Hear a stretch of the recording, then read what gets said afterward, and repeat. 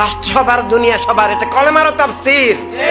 রাষ্ট্রসভার দুনিয়া সবার মানে লাহুল মুলক ওয়া লাহুল হামদু লিল্লাহি মা ফিস সামাওয়াতি ওয়াল আরদ আন্নাল আরদা লিল্লাহি ওয়া লিরাসূলিহি সাল্লাল্লাহু আলাইহি সাল্লাম।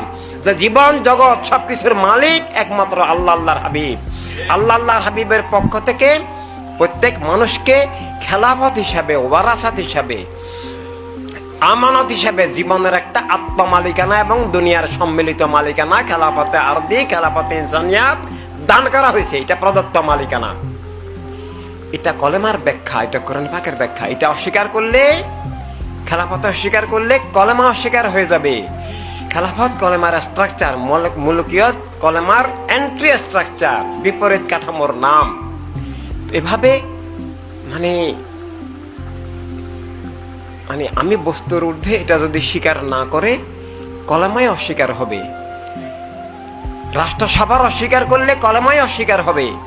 কলেমার ইনসানিয়াতগত দিক, কলেমার খেলাফতগত দিক, কলেমার অর্থনৈতিক দিক দিয়ে সম্পদ সবার, কলেমার জীবনগত অনেক দিক, আত্মসত্তাগত দিক, আত্মমালিকানাগত দিক।